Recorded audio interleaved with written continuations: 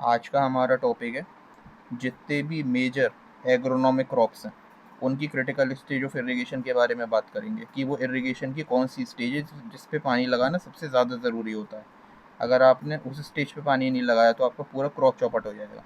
बाकी स्टेज में चाहे पानी लगाओ ना लगाओ इतना फ़र्क नहीं पड़ेगा, लेकिन क्रिटिकल स्टेज ऑफ इरिगेशन पे आपको बहुत ध्यान रखना है। तो यही टॉपिक है, इसी बारे में आज हम बात करने वाले हैं। जितने भी मेजर क्रॉप है सारे कवर कर लेंगे। तो पहले हम बात करते हैं राइस की। राइस के केस में जो मोस्ट क्रिटिकल स्टेज है इरिगेशन की वो होती है tailoring stage and panicle initiation. Panicle क्या है? जो राइस का इन्फ्लोरेसेंस है उसे पेनिकल बोलते हैं। और टेलर क्या होते हैं? प्लांट के बेस से जो साइड स्टेम राइस होती है उन्हें हम बोलते हैं टेलर। तो टेलरिंग और panicle initiation most critical stage होती है इरिगेशन की पैडी के केस में।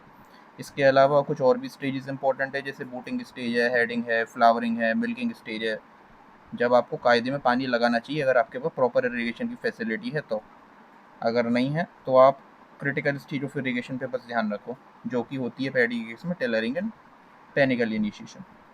वीट के केस में अगर हम बात करें तो जनरली 5 इरिगेशन वैसे तो लगते हैं, लेकिन अगर आपके पास मान लो केवल एक ही इरिगेशन है तो मोस्ट क्रिटिकल स्टेज यानी कि क्राउन रूट इनिशिएशन पे आपको पानी लगाना पड़ेगा।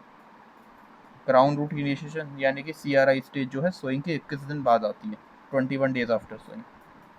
तो ये ध्यान रखना, वीट के केस में क्रिटिकल स्टेज ऑफ इरिगेशन कौन सी हो गई? CRI स्टेज हो गई, जिसकी फुल फॉर्म होती है क्राउन रूट इनिशिएशन, और ये सोइंग के 21 दिन बाद आती है। इसके अलावा अगर आपके पास इरिगेशन की फैसिलिटी है, आप लगा सकते हो पानी ढंग से, तो फिर आपको tailoring stage, jointing, flowering stage, milking stage और डो स्टेज पे भी पानी लगाना चाहिए अगर आपको अच्छा उत्पादन चाहिए। आगे बात करें मेज़ की केस में अगर हम देखें तो क्रिटिकल स्टेज ऑफ इरिगेशन होती है टेजलिंग और सिल्किंग स्टेज, जहाँ पे टेजल जो है वो मेल इन्फ्लोरेसेंस होता है और सिल्क जो है वो फीमेल इन्फ्लोरेसेंस है, जिसकी फ़ोटो यहाँ पे बनी हुई है। ये पौधे के ऊपर आपने देखा होगा, ये मेल इन्फ्लोरेसेंस है जिसे टेजल बोलते हैं, और ये सिल्क है जो रेशे रेशे से निकल रहे हैं भुट्टे में से, जिसे हम बोलते हैं फीमेल इन्फ्लोरेसेंस। इसके अलावा अगर इरिगेशन की फैसिलिटी है तो knee high stage, grain filling stage और डो स्टेज पर भी पानी लगाना चाहिए। पर्ल मिलेट की केस में अगर मैं बात करूँ तो क्रिटिकल स्टेज ऑफ इरिगेशन होती है हेडिंग स्टेज और फ्लावरिंग स्टेज। इसके अलावा जो दूसरी इंपॉर्टेंट स्टेजेस हैं वो है टेलरिंग स्टेज और ग्रेन फिलिंग स्टेज या ग्रेन डेवलपमेंट स्टेज। बारले की केस में अगर हम बात करें तो इसमें भी वीट की तरह क्राउन रूट इनिशिएशन जो है वो क्रिटिकल स्टेज ऑफ इरिगेशन होती है। इसके अलावा टेलरिंग स्टेज है, फ्लावरिंग स्टेज है, बूटिंग स्टेज है, ये भी इंपॉर्टेंट स्टेजेस है जिस पे आपको इरिगेशन करना चाहिए अगर आपको अच्छा प्रोडक्शन चाहिए। लेकिन अगर इरिगेशन की अच्छी फैसिलिटी नहीं है तो फिर आप केवल क्राउन रूट इनिशिएशन पे भी पानी लगा सकते हैं। ये अच्छे से ध्यान रखना कि इरिगेशन अगर आप प्रॉपर करोगे तो अल्टीमेटली आपको यील्ड बेहतर मिलेगी, लेकिन अगर आपके पास इरिगेशन की फैसिलिटी नहीं है तो आपको केवल और केवल फिर क्रिटिकल स्टेज ऑफ इरिगेशन, जिसे हम मोस्ट क्रिटिकल स्टेज भी बोलते हैं, उस पर आपको इरिगेशन करना है ताकि आपकी पूरी फसल बची रहे। ओट्स की अगर मैं बात करूं तो इसमें टेलरिंग से लेकर के बूटिंग स्टेज जो है क्रिटिकल स्टेज ऑफ इरिगेशन में आती है। इसके अलावा जो है फ्लावरिंग स्टेज है, ग्रेन फिलिंग स्टेज है, तो ये भी इंपॉर्टेंट स्टेज होती हैं। इसके अलावा आगे बात करें, अच्छा इसमें बोटेनिकल नेम वगैरह भी सबकी ध्यान रखना। पैडी का क्या होता है? ओराइजो सताइवा। वीट का क्या होता है? Triticum aestivum. इसके अलावा वीट तो वैसे भी कई तरीके का है, जैसे कि Triticum sphaerococcum, Triticum durum, Triticum dicoccum, Triticum aestivum. Maize भी कई तरीके का होता है, कॉमन नेम है जिया मेज़ जो इसका बोटेनिकल नेम है। पर्ल मिलेट की बात करें पेनिसिटम ग्लूएकम। बार्ले क्या होता है? होडियम वल्गेर। ओट्स क्या होता है? वीनस सताइवा। तो बाकी चीज़ें भी ध्यान रखनी है।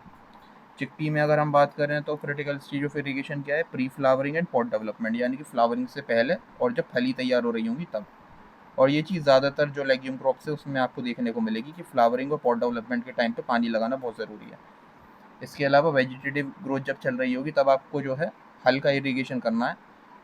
बहुत ज़्यादा हैवी इरिगेशन अगर आप कर दोगे तो पानी रुकेगा और फिर जो है तेज़ हवा से पौधा नीचे गिर सकता है, लॉजिंग की प्रॉब्लम हो सकती है।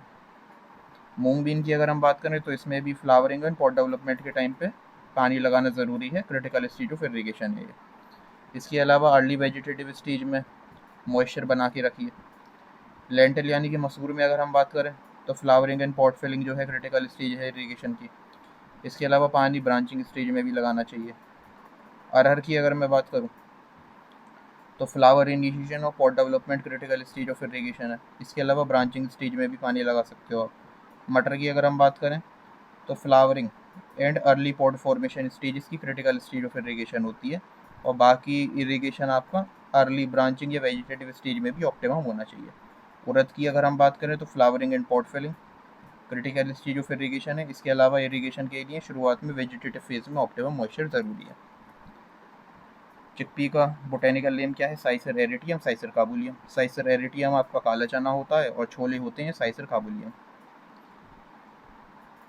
इसके अलावा मूंग बीन है जिसे हम ग्रीन ग्राम भी बोलते हैं। लेंटिल है, लेंटिल का बोटेनिकल नेम क्या होता है? लेस एस्क्यूलेंटा या फिर lens क्यूलिनरिस।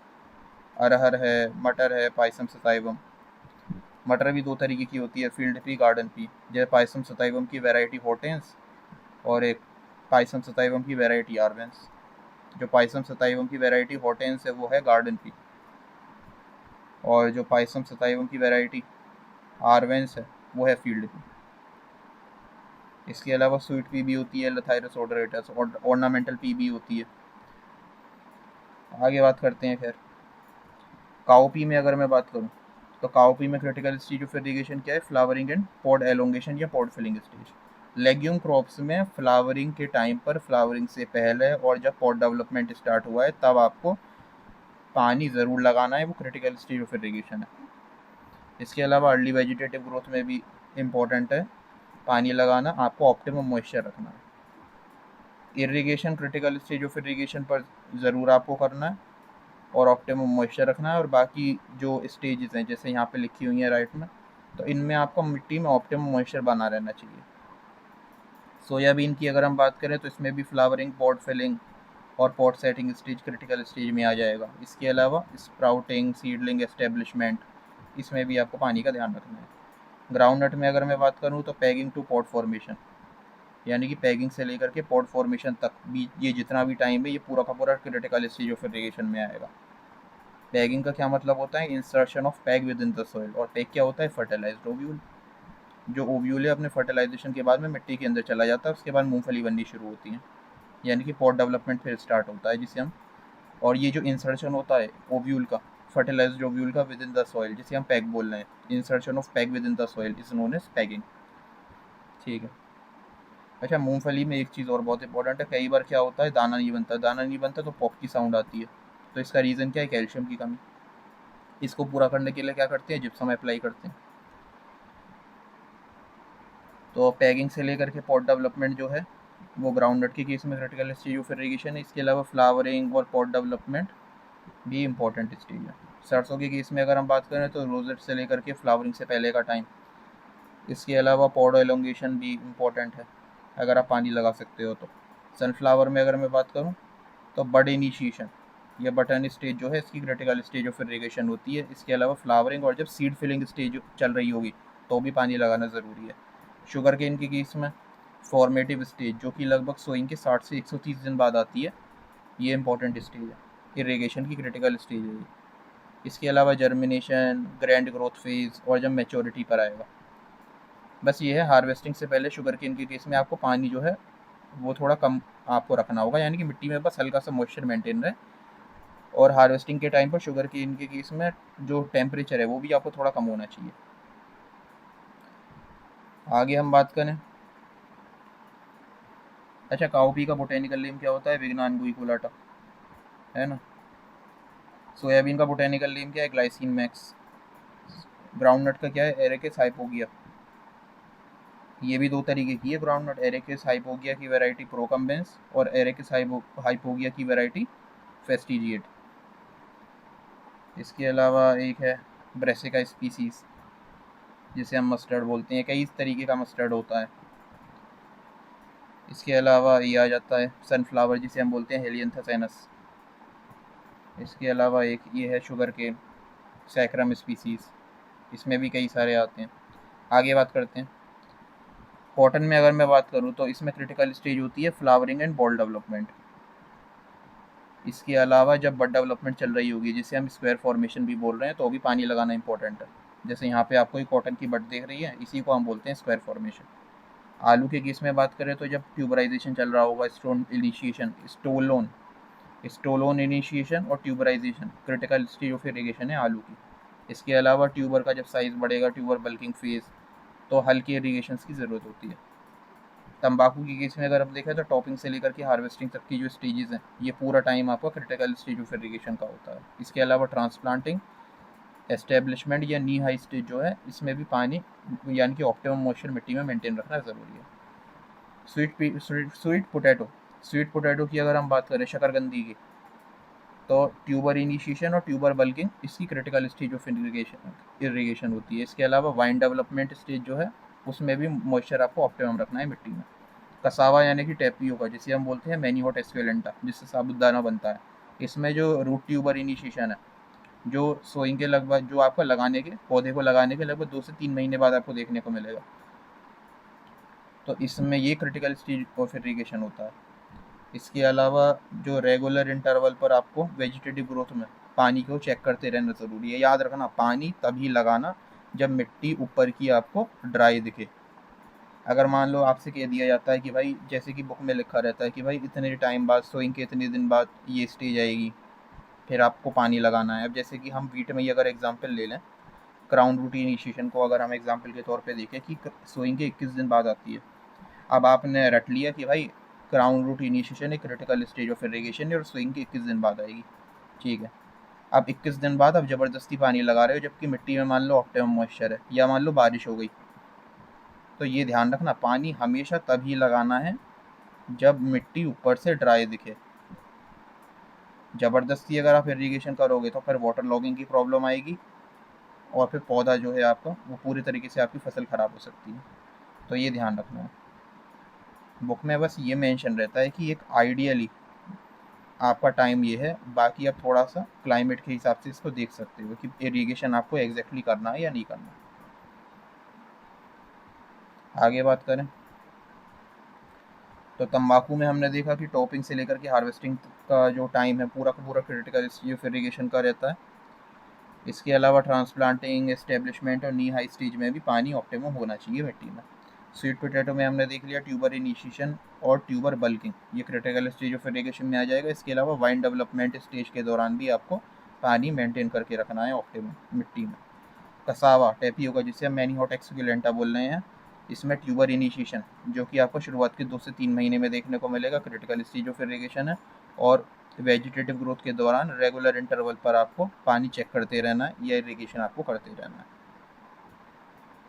Number of irrigation totally depend करते हैं क्लाइमेट पर और सॉइल टाइप पर। इरीगेशन तभी करना होता है जब मिट्टी ऊपर से सूखी सूखी दिखे, जो कि आप छू के पहचान सकते हो। देखो यहाँ पे सब, इसके अलावा ये जो है ना स्वीट पोटैटो, इसका इस्तेमाल ऑर्नामेंटल पर्पज़ के तौर पे भी होता है। इसकी बेल जो है, उसका इस्तेमाल ऑर्नामेंटल पर्पज़ के तौर पे होता है। ये देखो यहाँ पे पर्पल कलर की ये स्वीट पोटैटो की जो वेन है, स्वीट पोटैटो वाइन, फ़ोटो मैंने सबकी लगा रखी है, आप अच्छे से देख सकते हो। ये स्वीट पोटैटो की बेल है, देखो। ये तंबाकू की लीफ है, सभी की फ़ोटो लगी हुई है, आप अच्छे से चेक कर सकते हो।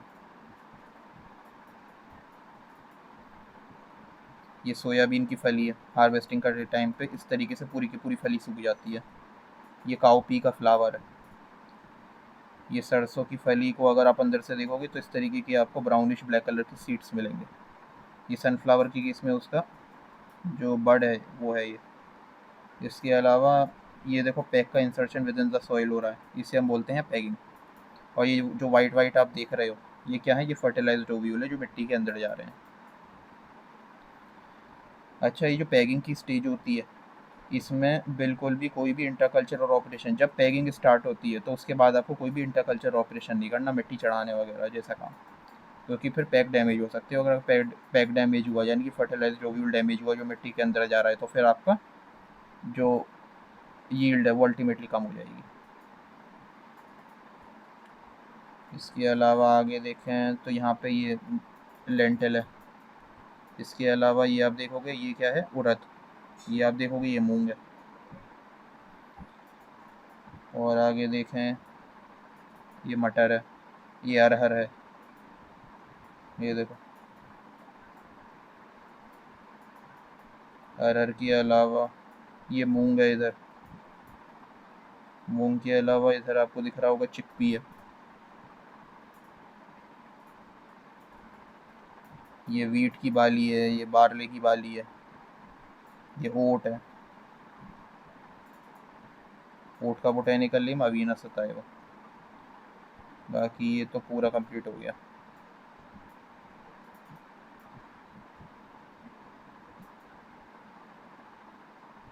ये हाँ,